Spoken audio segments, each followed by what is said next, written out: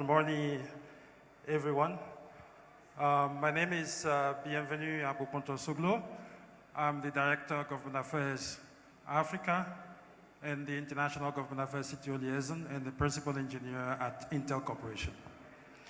I'm delighted to give a keynote this morning on evaluating the African deep tech startup and spin-off ecosystem. But first, let me talk quickly about Intel that I believe you know, right? You have the logo on your computer, certainly, or on most of your computers, but we do a lot more. Intel Corporation is headquartered in Santa Clara, in California.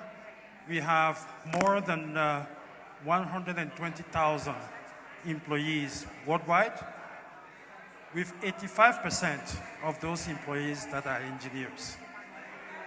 We are present in more than 53 countries around the world, including, of course, on the African continent. And these employees, they're actually shaping the future with computing and connectivity technologies. Intel has been on an innovation journey for more than 50 years. Whether you look at process technology, Tri-Gate, architecture, x86, memory, and connectivity. Connectivity, whether it's Ethernet, whether it's USB, whether it's Wi-Fi, whether it's LTE or 5G. And we are excited about the next 50 years of innovation. Today, technology is increasingly central to every aspect of human existence. And that is why Intel continues to create world-changing technology that improves the life of every person on the planet, of course, including Africa. As we look ahead to the next decade, we're going to see the continued digitization of everything. As we can see already, the way we work, the way we learn, the way we connect, the way we develop, the way we do business, and the way we operate. That is why Intel continues to apply our reach, scale, and resources to drive innovation. We enable our customers to capitalize on the power of digital technology now and into the future. With every aspect of our lives becoming more digital, the technology industry needs to prepare for an era of sustained long-term demand. Semiconductors are the underlying technology powering the digitalization of everything. And this is being accelerated by what our CEO, Pat Gelsinger, called the 5 superpowers. So the first one, ubiquitous computing, right? Compute capabilities are permeating every aspect of our lives and our existence. Second superpower, pervasive connectivity, right? Everything and everyone is connected, whether it is via 4G network, 5G network, Wi-Fi, or any other means of technology. Third superpower, cloud-to-edge infrastructure. Organizations are adopting distributed networks and tapping the intelligent edge to process workloads closer to the customers. AI, which is enabling intelligence everywhere to extract more value from data. And then, number 5, sensing. Through connected sensing, intelligent systems translate analog information into data, helping us identify objects, know where we are, hear everything, and even feel and taste. I'd like to put up this slide. As I was saying from the beginning that, you know Intel, right, on the computers with our logo there, but as you can see on this slide, we do much more than that, right? From the left-hand side of the slide, you can see, you know, the different processes that we have that are powering, whether it's the laptop, the desktop, and so on. But then after that, you see the data center and AI. You see our Xeon that are powering the data centers, but also artificial intelligence as well. The third part is network and edge, right? Simply put, if you look at the base station on the telecommunication networks, you have our technology there. And also, Mobileye, if you are, let's say, in Munich or in Paris and then you see an autonomous vehicle having Mobileye, know that there's an Intel technology inside there. And on the right-hand side here, Intel Foundry, right? So that is a foundry whereby we not only manufacture the processors for Intel, but also we also do that for our customers, also our future customers. Having talked about Intel globally, what do we do as Intel in Africa? In Africa, we utilize our technology, global scale, and deep understanding of the African market to support ICT innovation on the continent by helping to create African solutions to African challenges. Our focus are on 4 key areas. The first one is to support African administrations acting as trusted technology advisor in the digital transformation journey. The second area, we're looking at expanding digital readiness, engaging with governments across the continent to work together to upskill the youth and current workforce for current jobs and jobs for the future. The third area, we engage African countries, regional economic communities, and continental organizations to contribute to the development of harmonized continental policy and regulatory frameworks. Number 4, the fourth area, we support the African deep tech startup ecosystem, especially in AI, by enabling startups across the continent to drive innovation and leadership. So how did we come about looking at evaluating the African deep tech startup and spin-off ecosystem? This stemmed from our effort to foster innovation in Africa through ICT. And that's why Intel put together what we call the Digitalize Africa Strategic Program, which consists of 4 key pillars. The first pillar is supporting the African startups ecosystem, which I'll talk a little bit more in details shortly. The second pillar is the Intel Community Reach Program, where we're looking at how we can close the digital divide by connecting the unconnected. The third pillar is research and innovation, where we're looking at working with universities and research institutions, focusing on using deep tech to solve African challenges, for example, in healthcare, agriculture, environment, and so on. And the fourth pillar is on skills development program for policymakers and the youth. So focusing on the first pillar, to provide more impactful support to the African startup ecosystem, Intel has conducted 2 studies on evaluating the African deep tech startup and spin-off ecosystem.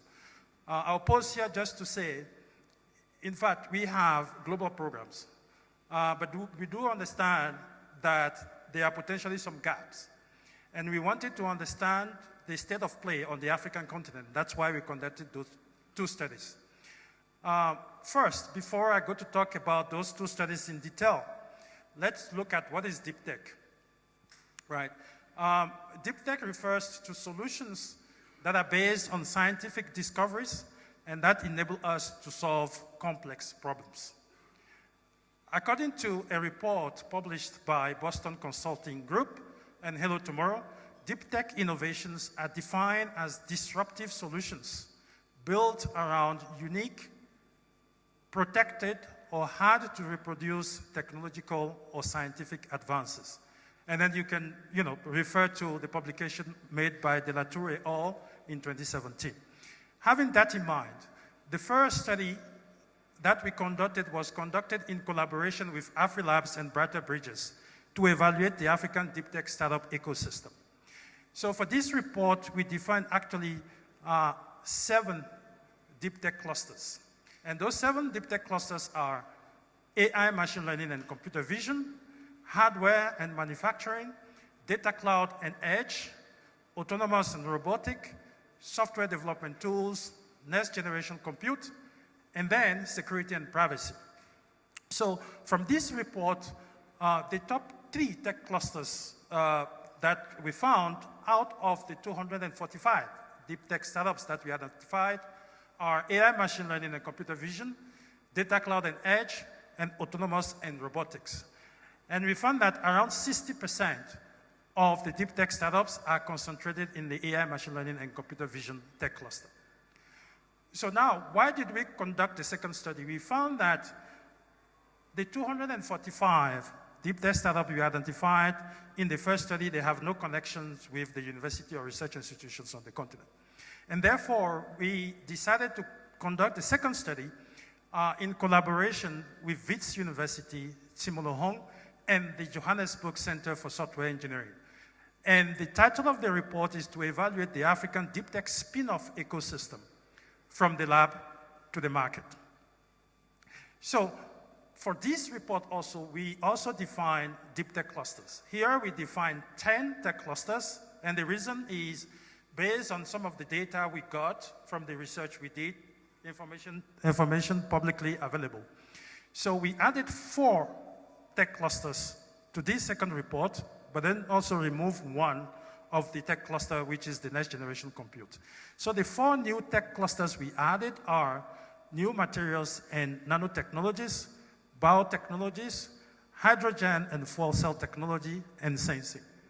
So from this second report, we found that the majority of the deep tech spin-offs identified they employ biotechnologies 41.3%, data cloud and edge technology around 17.4%, followed by AI, machine learning, and computer vision 8.7%.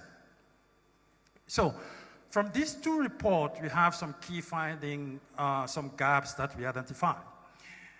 So when we look at, okay, how can we grow the African deep tech startup and spin-off ecosystem, we identified that there is a need to focus on 6 key areas. And those 6 key areas, you can see them on the slide here. The first one is the need for digital deep tech skills training program, right? There we're looking at the need to offer technical assistance, specialized training for the ecosystem support organization, including, for example, AI developers, AI startups, and VCs also as well.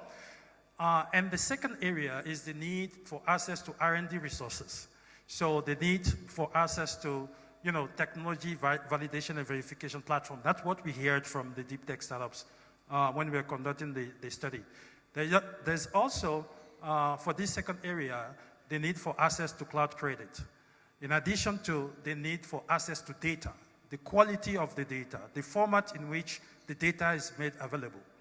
The third area, it is funding, right? So the need for patient capital, and also we look at, okay, what are the possibilities for partners, international organizations, to work together and drive more public-private partnership funding to start up in a sector. The fourth area is government support. And first, we advocating for African government to work together with startups for them to work on key government challenges, because we believe that way actually provide opportunity for the startups to actually grow. But also, in addition to that, we're advocating for government to enact policies that enable the development of frameworks to facilitate commercialization, IP protection, R&D, and so on. The fifth area is the need for university and industry collaboration in order to put in place platform for initial research and development, for creation of prototypes, but also have fellowship and student exchange program. And number 6, which is the market access or go-to-market, where we need to look at initiatives aimed at promoting spin-offs creation, in addition to opportunities for stakeholders networking event like the one we have in here, organized by Africa Arena. And so, in order to address some of these 6 key focus areas identified for intervention to support the African deep tech startup ecosystem, and with Intel commitment to bring AI everywhere, leveraging its potential to drive positive change, Intel has initiated several programs. I want to mention here that when we identified those 6 key focus areas, we understand that only one stakeholder can cover all those 6 key areas. We need to work together for all the ecosystem players to bring all its, I would say, know-how to the table so that we can all together, develop the deep tech on the continent. So some of the key programs that we put together based on the key finding here, the first one is the hackathon that we conducted last year, the first edition, but also this year we having the second edition of the hackathon that is currently ongoing. And what we're looking at as Intel is how we can bring the technical engineering know-how to support the African deep tech startups or AI startups. So apart from that, we also have another program where we're looking at, working with the startup ecosystem as well as the ecosystem stakeholders. And here we bring together, whether it's AI startup, AI developers, or Innovation Hub, build the capacity, sharing with them some of the key programs that we have as Intel. And finally, a third program that we actually just launched recently is what we call the Intel Community Reach program. And here basically is to look at, okay, well, we're talking about how we can close the digital divide, right? And then you look at the community, we say, okay, well, this community underserved, what we need to bring to them is connectivity. But then you realize that you bring connectivity, but they are still not using it. So where is the challenge?